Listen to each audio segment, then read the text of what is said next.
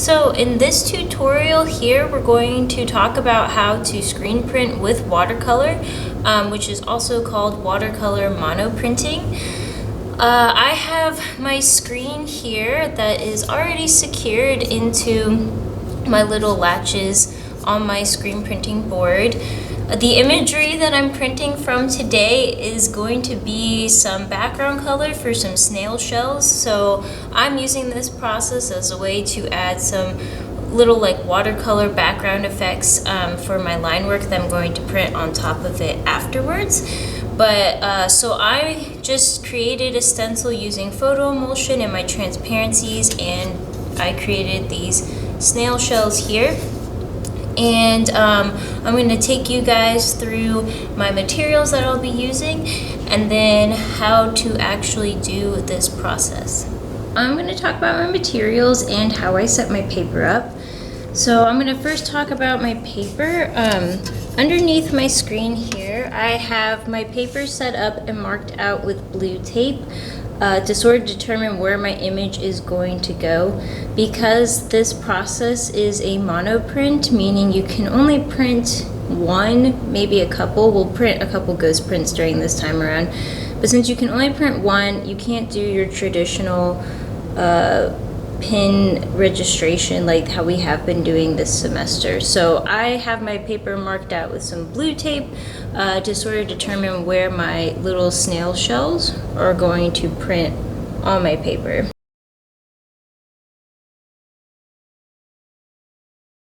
So over here I have my watercolors. I'm just using some like Winsor Newton watercolors from the tubes. You can also use a like watercolor palette. Any watercolor will do fine for this.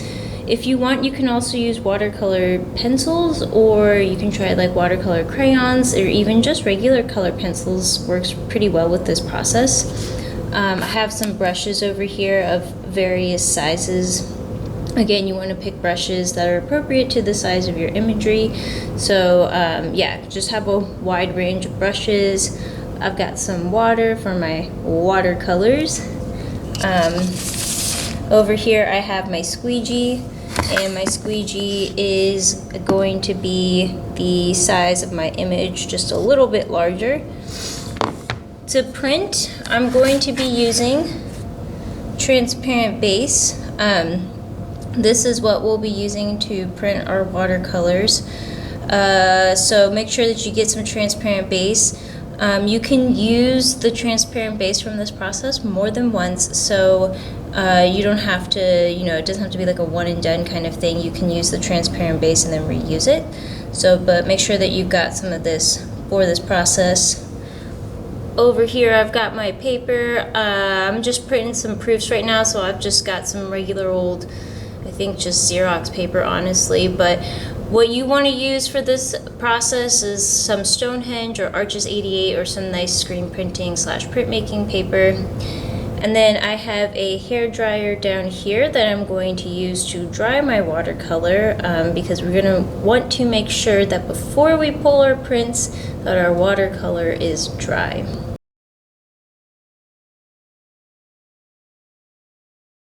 Okay, so to start off, I'm just going to start painting some watercolor into the open areas of my stencil.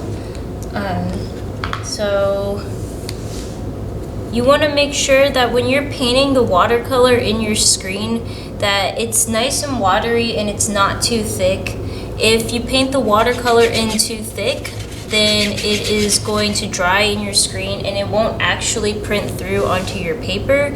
So you'll see that there will be like some blank areas from where your watercolor was a little too thick, and they'll make these like white blank areas on your image. So you want to make sure that your watercolor stays nice and wet the whole time that you're working with it.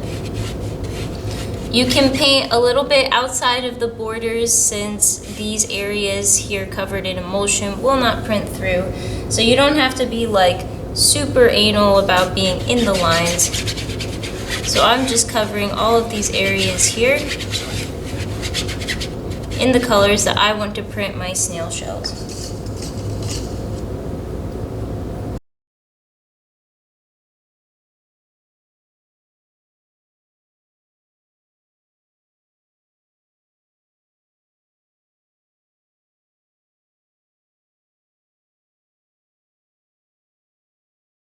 So you can also print like different designs and stuff too in the areas that you've colored in. So I'm gonna add some little dots in the shells just to have like a little added texture, I guess.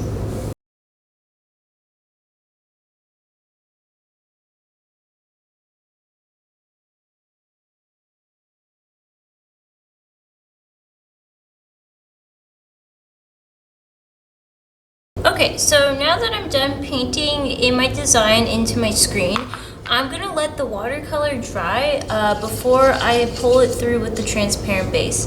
So I'm gonna go ahead and use a hair dryer, and I'm just going to dry over these areas that I painted in with watercolor.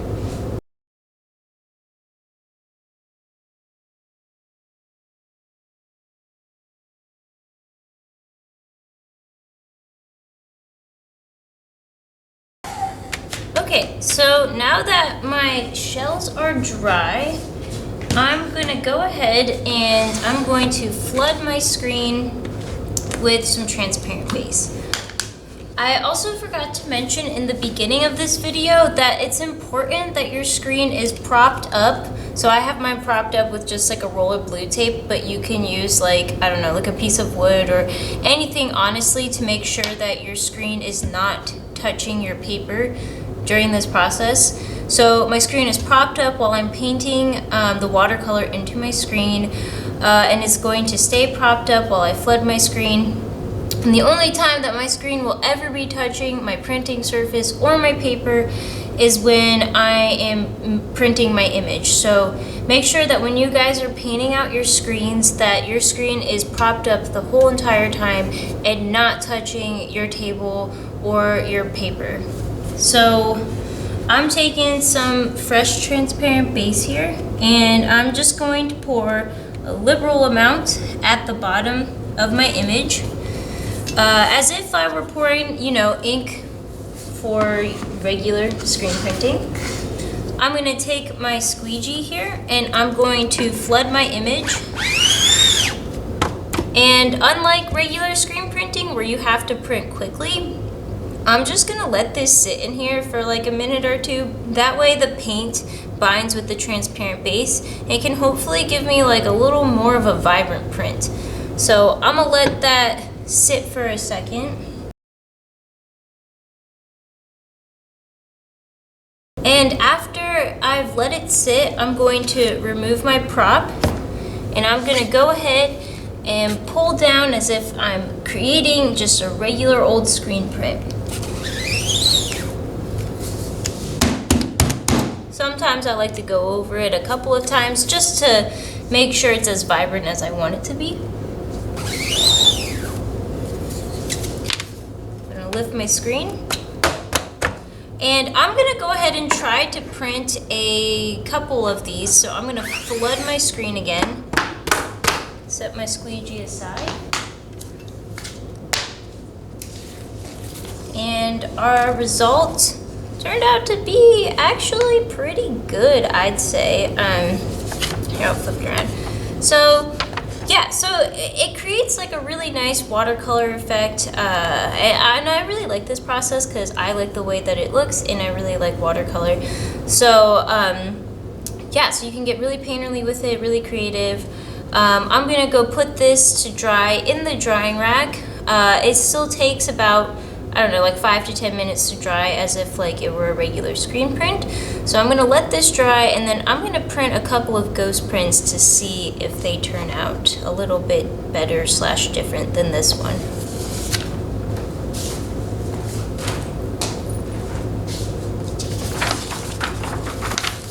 So fresh piece of paper, I'm going to line it up with my little blue tape marks that I had made earlier.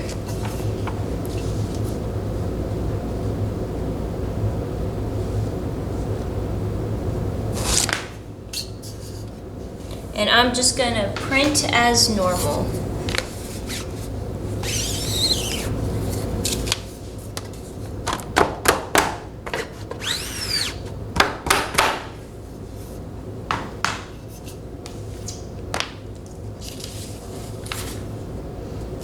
So this one turned out to be a little less vibrant than the previous one, and you'll find that the more of these that you do, the less and less vibrant that they'll become, hence the name Ghost Print. But usually I feel like that you can get about like, I don't know, like 3 decent prints, and I like to mess around with the variation of like the different vibrancies. So I'm gonna go ahead and pull just one more print from this and see what it looks like.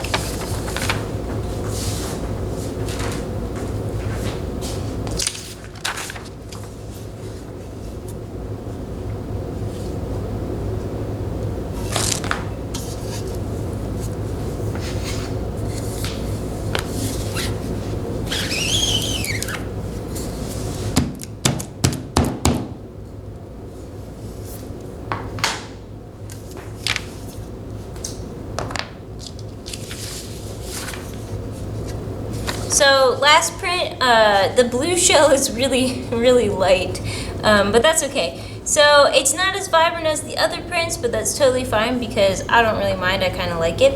And yeah, so this is how you print with watercolor. I'm gonna go put this in the drying rack, and then I'm going to show you guys how to clean up this and how to save your transparent base.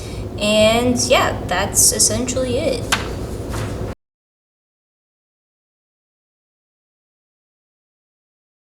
This up, I'm gonna use my old little scrapey squeegee here, and I already have a cup of used transparent base from other projects, so I'm just gonna scrape up this stuff and put it in my nasty cup right here.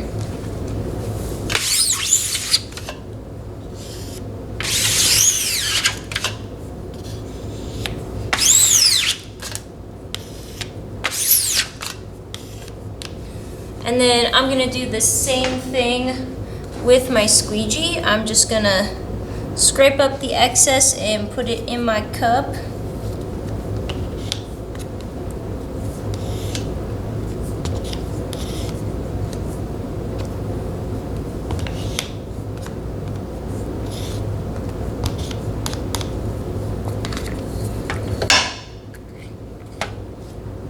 And then I'm going to take my screen out from the hinges here, and I'm gonna take my screen and both of my squeegees over to the sink, and I'm just going to rinse them out just with water until they are completely clean and free of transparent base.